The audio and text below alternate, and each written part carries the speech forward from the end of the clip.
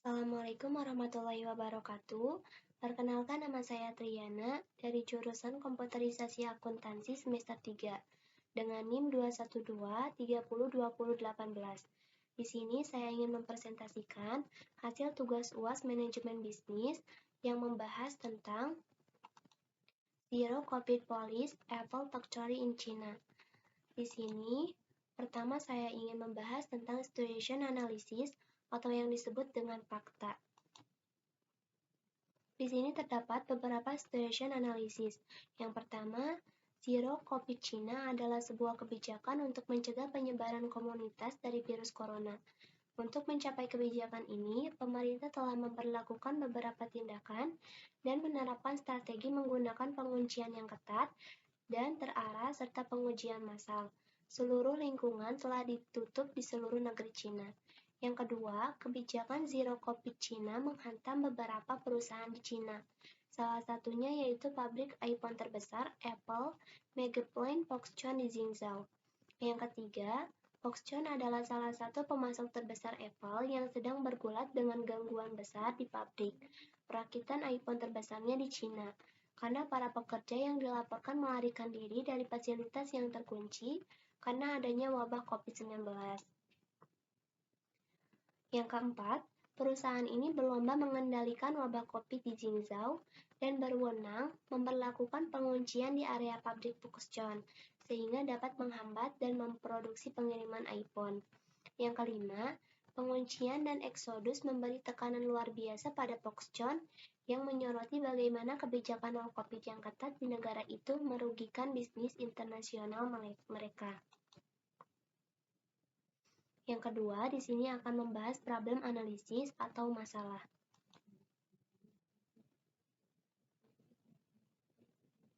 Di sini terdapat beberapa problem analisis.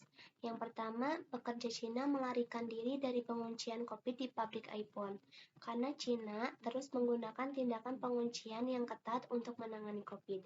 Yang kedua, di pabrik iPhone di Cina, ribuan pekerja bentrok dengan polisi anti huru-hara dan merobohkan barikade, mencuri persediaan makanan, dan melemparkan potongan pagar ke pihak berwenang.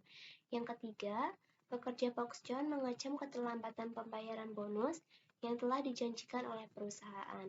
Yang keempat, pekerja Foxconn melakukan pemogokan setelah mereka ditempatkan di kamar penguncian karena wabah COVID yang sedang berlangsung.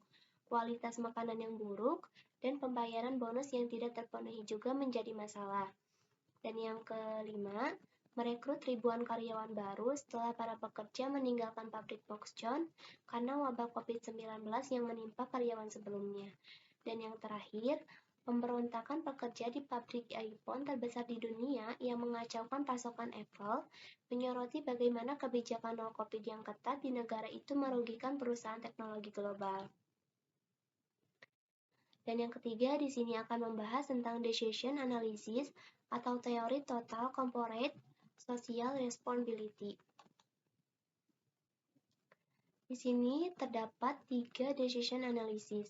Yang pertama, karena melonjaknya wabah COVID, pemerintah Cina menerapkan kebijakan nol COVID yang menerapkan sistem lingkaran tertutup, membatasi pekerja di dalam semua perusahaan. Tujuannya agar semua masyarakat atau para pekerja tidak terkena COVID yang sedang merajalela di negara Cina. Yang kedua, tujuan Zero COVID Policy in Apple Factory in China bertujuan untuk memberantas infeksi COVID yang sudah menyebar di kota Jingzhou. Salah satunya perusahaan Foxconn. Perusahaan ini menerapkan penguncian agar produksi iPhone tetap berjalan walaupun sedikit mengalami kerugian.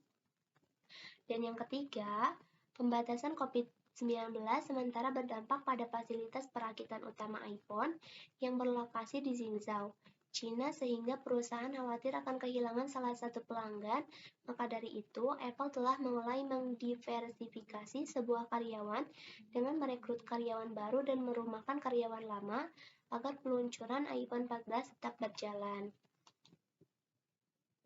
Di sini ada contoh menurunnya permintaan iPhone dikarenakan COVID yang merugikan perusahaan Apple.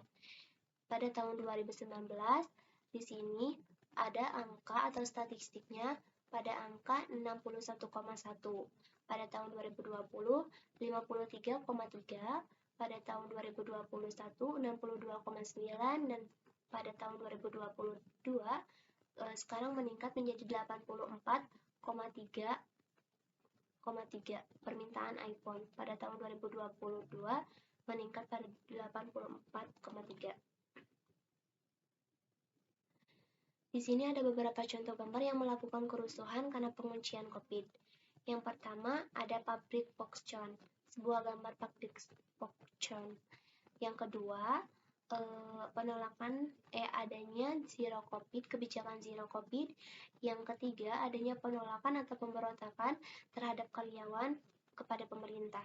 Dan yang keempat, yaitu pasca setelahnya adanya pemberontakan. Di sini ada potensial problem analisis atau rekomendasi atau saran. Potensial problem analisis. Yang pertama, seharusnya pemerintah tidak melakukan penguncian yang dilakukan serentak terhadap masyarakat dan perusahaan agar ekonomi negara tersebut tetap berjalan. Yang kedua, tidak melakukan penguncian terhadap karyawan lama dan tidak merekrut ribuan karyawan baru. Yang ketiga, menepati janji terhadap karyawan dengan memberikan gaji dan bonus yang setimpal dengan pekerjaan mereka selama bekerja agar tidak ada pemogokan dan pemberontakan.